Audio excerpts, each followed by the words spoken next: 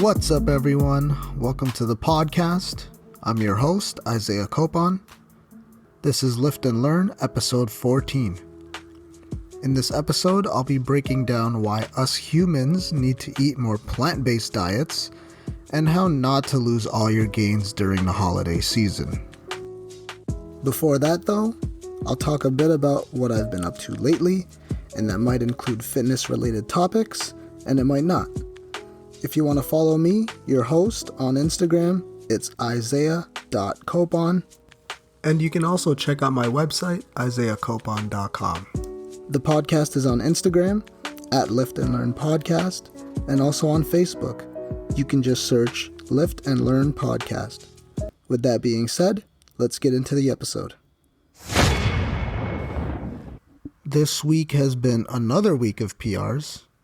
More deadlift PRs for me, since my bench press, OHP, and squat are still trying to slowly catch up to my previous bests.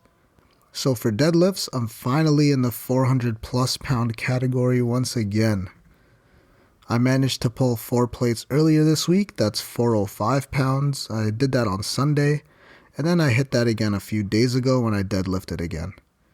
It's feeling pretty good right now doing sumo, and that's with straps, but I'm also getting some sets in without straps. So I'm doing the double overhand grip, which is stuck at around a 335 pull, and my over-under grip has been slowly getting up there. So I held 365 pounds without straps. With straps though, like I said, I got in a few sets of 405 this week, which is feeling pretty damn heavy. Keep in mind I'm right around 170 pounds, so it's not exactly the best lift if I actually competed in powerlifting, but that's pretty decent, just not elite level, which is fine. I'm just slowly getting closer toward my 6th plate, which is 585 pounds. That's my lifetime goal, so I'm 2 plates away. My squat, on the other hand, is getting really hard to improve on. I had a few sessions now where I've been squatting 265 pounds, which isn't exactly heavy, but damn, it's feeling heavy for me. I don't even know how I managed to do sets of 3 plates for 315 pounds for 12 reps a few years ago. It feels like I'm at least 6 months away from even trying that weight again, but that's alright. So far, my strength overall is getting up there, so that's great. And my programming should get me there as long as I keep having access to the gym. It's just been so hard with 2020 though, all of these closures and restrictions. It threw a bit of a wrench in a lot of workout programming out there, and it's caused a lot of people to not be in shape. And I'm sure we're all in the same boat. Alright, let's go off topic a little bit. It looks like some people got their COVID vaccines this week. Even in Canada, I was reading. I'm not sure if I'll get the vaccine right away, but if we start to need that proof of vaccine card or whatever to go into the gyms, then I'll probably get one as soon as I can. I'm not one of those conspiracy theorists out there that believe like Bill Gates or the government plans to like microchip us with this vaccine. That's just laughable to me. I mean, if the government actually wanted to know what you do every second of the day, they'd literally just look at your phone. You carry it around all day and give all these companies your information already. It's really not that hard if they were actually looking for you. But trust me, most of us are not that important, even though some people seem to think that in their head for some reason. Alright, on to gaming now. I don't know if you heard about all the rage this past 2 weeks. It's a game called Cyberpunk 2077. So this game was announced in May 2012 and just came out a few days ago on December 10th. So they worked on this game for 8 years after so many delays, and people have obviously been playing it non-stop.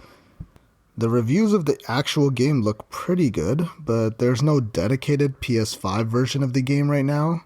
But you can still play the PS4 game on the 5, and it actually runs a lot better than playing it on the PS4, which just looks silly, to be honest.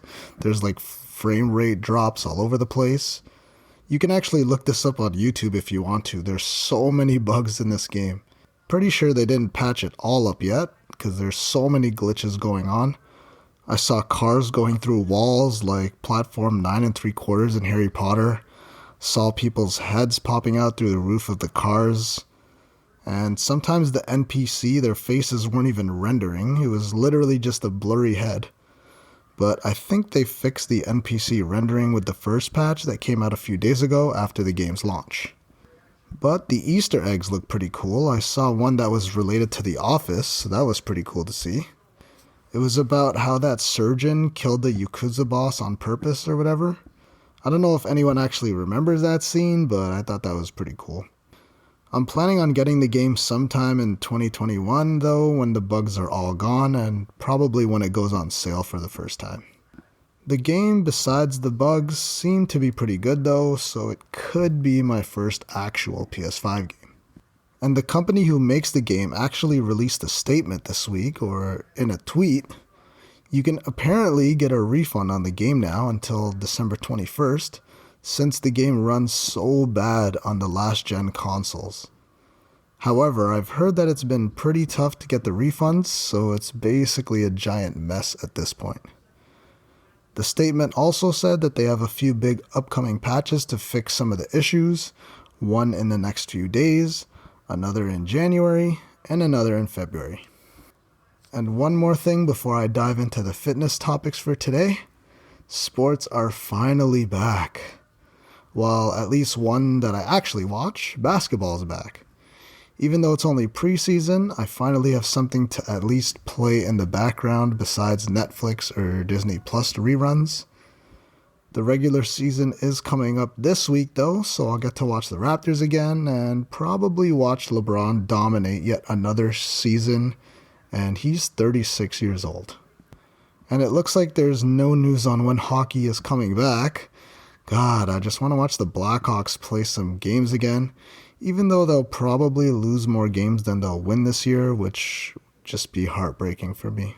Last I heard, they're restructuring this hockey season so that the Canadian teams will be playing each other more, and the US teams will play each other more since the borders are still closed or whatever, so we'll see how that goes.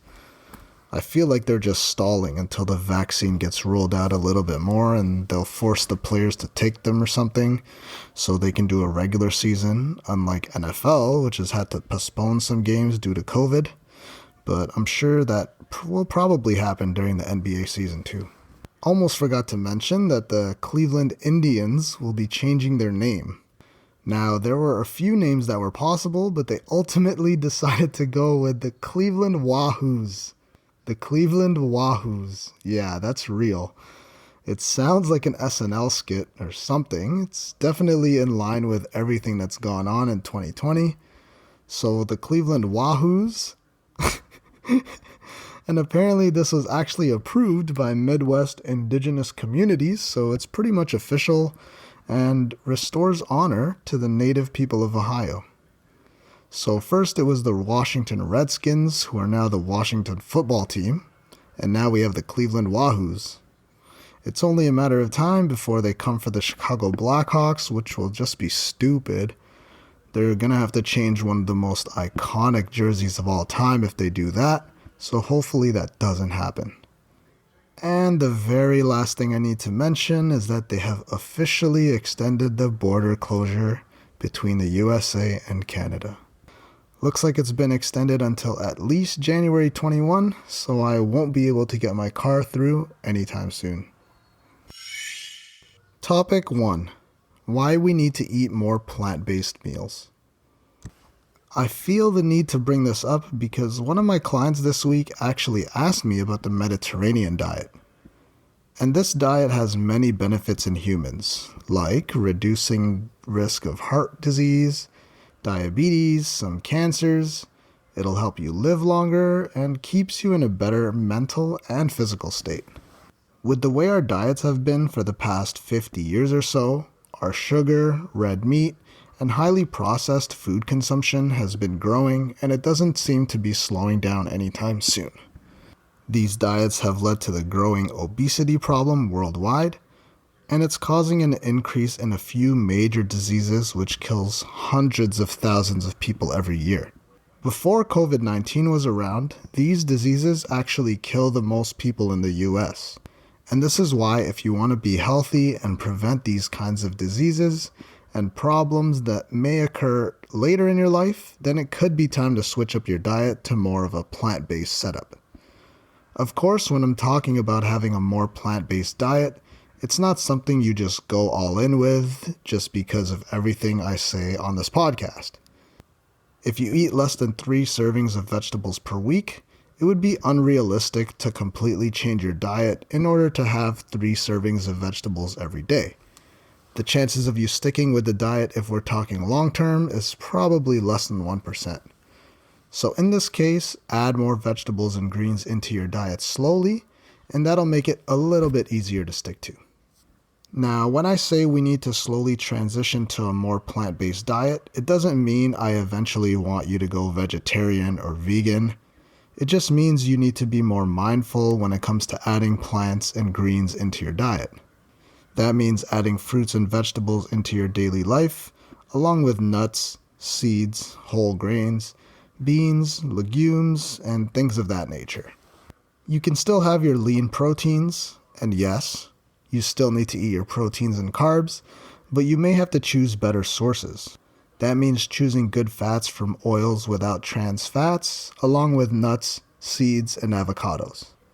So to start off, you should be substituting some of your carb sources and maybe some of your protein sources for some sort of green vegetable or foods like tofu, quinoa, lentils, or beans and chickpeas.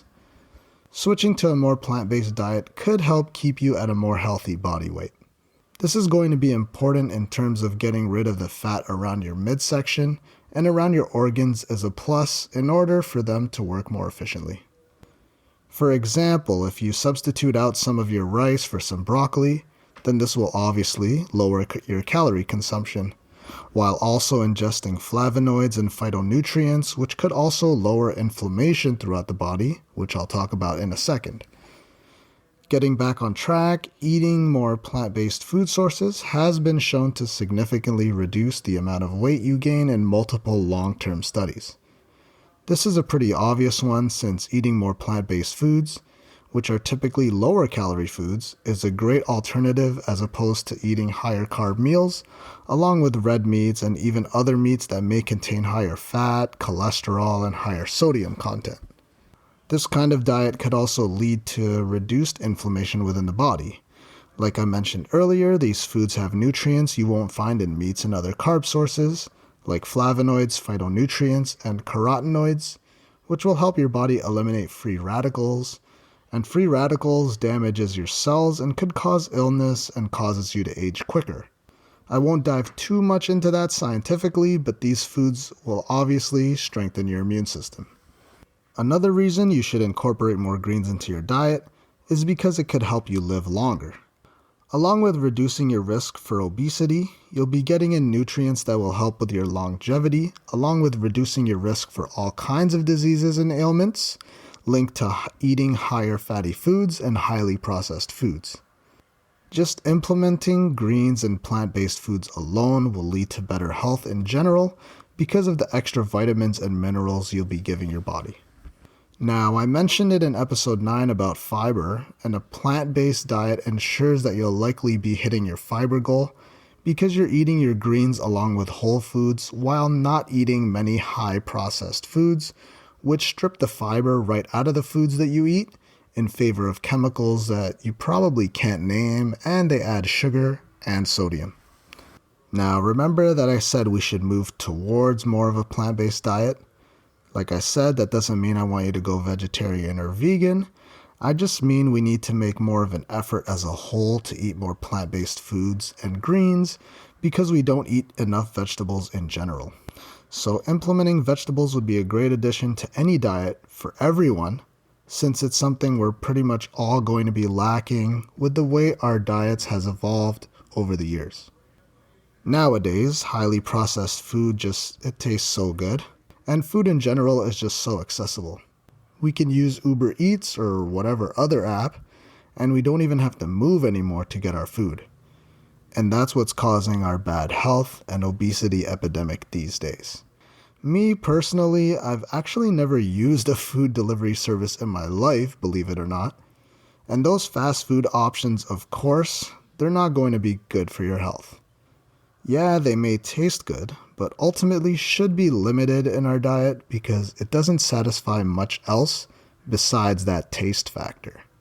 If you're looking to stay healthy for a long amount of time, then it's a good idea to prepare your own meals and incorporating veggies and plant-based meals into your daily and weekly meals. So the next time you're going to take a trip to the grocery store, be sure to plan ahead and pick up those vegetables and fruits as soon as you walk in, and have a list on hand made up of a few better choices. Topic 2. How to not lose gains during holidays. So with the holiday season officially kicking off next week, I figured it would be a good time to try and help those out who are trying to not lose so many gains during the holiday season. So I'll be going over a few ways to help you not gain too much weight next week, or possibly even the next 2 weeks, since Christmas time usually means that everyone just relaxes and enjoys themselves until the new year comes around. If you're not from New Zealand, then there's likely still restrictions on social gatherings because of COVID-19. So Christmas, at least for my family, isn't going to be the same as the previous 29 years that we've celebrated it. It sucks not being able to see my extended family, since it's been like that for basically all of 2020. So maybe next Christmas will be extra crazy.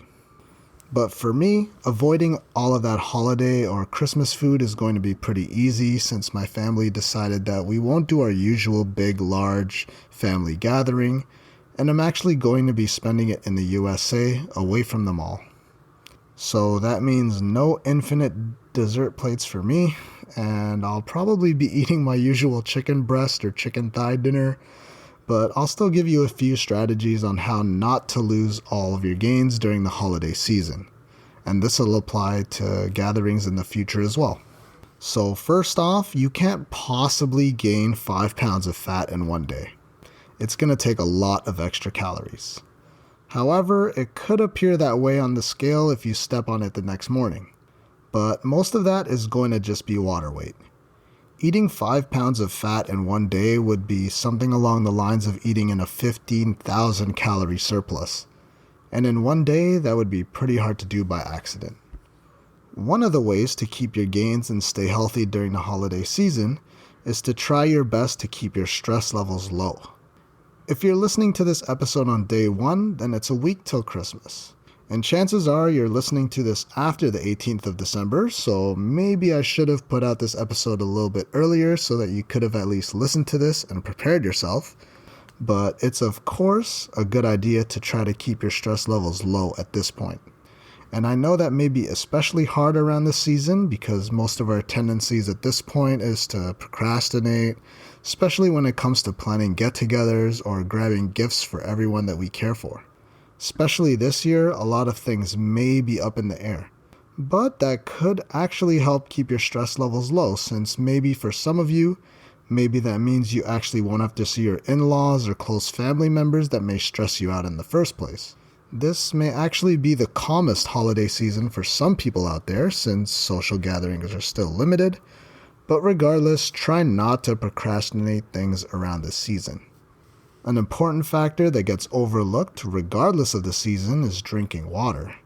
I might have mentioned it on here before, so I'm sorry if I'm repeating myself, but drinking water before your meals, especially during these big Christmas feasts, would be a great way to limit your calorie consumption.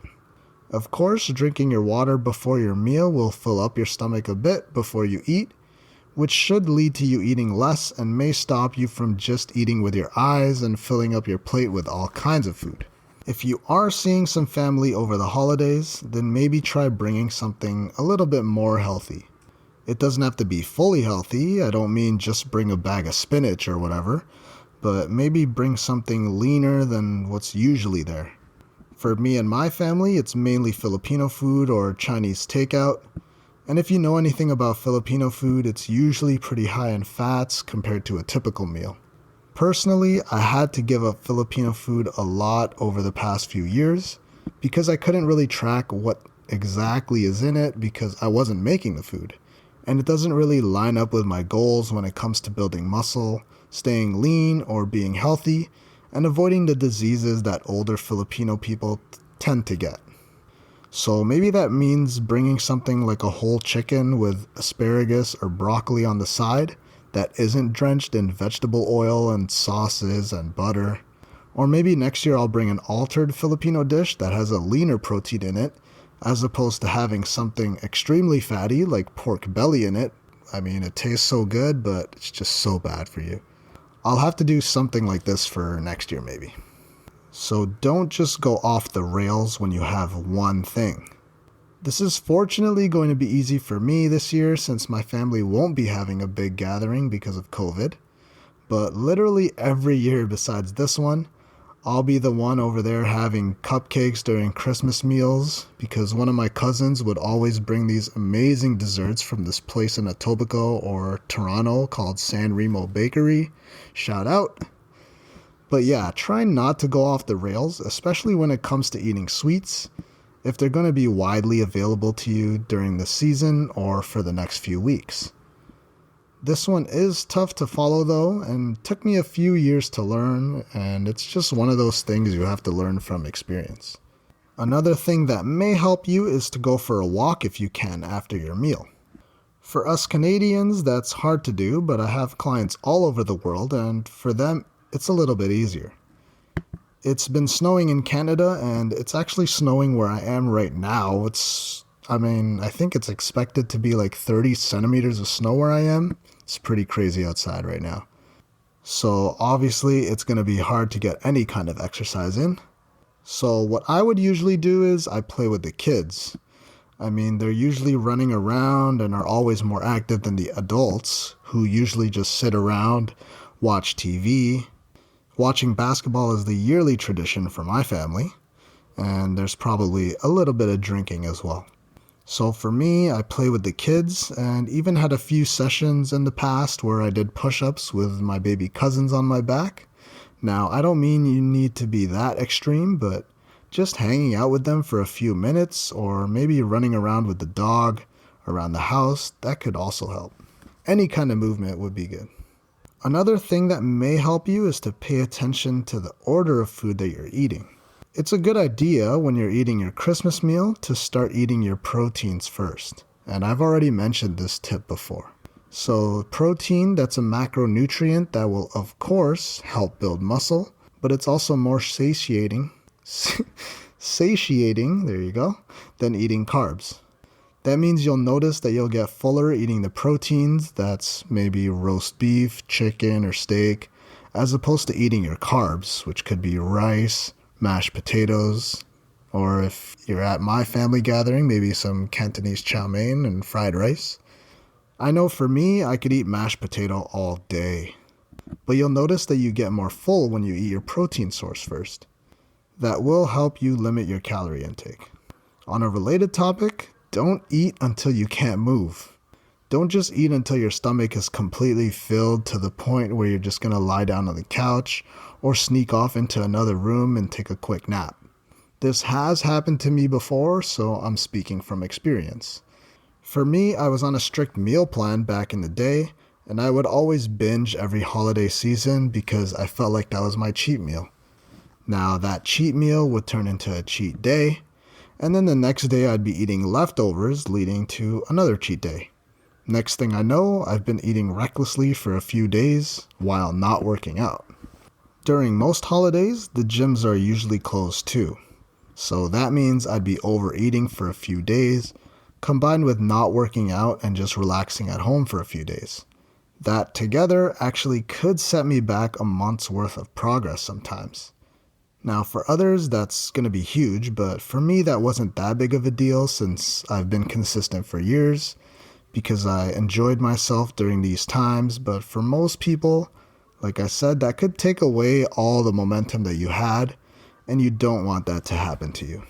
Nowadays, I know that I can still enjoy myself, especially over the holidays and social gatherings, without just going all out. And these are some of the strategies that I used. So I hope that'll help you with your own journey, because you don't want to set yourself back too much heading into the new year. I know your resolutions for the next year may include getting into better shape or being healthy in general, so try some of these strategies to end the year on the right foot. And hopefully that can carry on into 2021. And that concludes episode 14 of the podcast. Thank you so much for listening. If you really enjoyed the episode or my podcast as a whole, then please leave a review and comment on iTunes or whatever your choice of podcast platform is. Also, if you haven't already, you should hit that subscribe button because I'll be releasing episodes every Friday. If you want to follow me, your host, I'm Isaiah.Copon on Instagram. And you can also check out my website, isaiahcopon.com. If you want to follow the podcast, you can check out @Lift and Learn Podcast on Instagram. And there's also a Facebook page if you just search Lift and Learn Podcast. Again, thanks for listening, and be sure to tune in next week with another episode where I'll be talking about the effects of alcohol, and I'll be talking about mental health as well.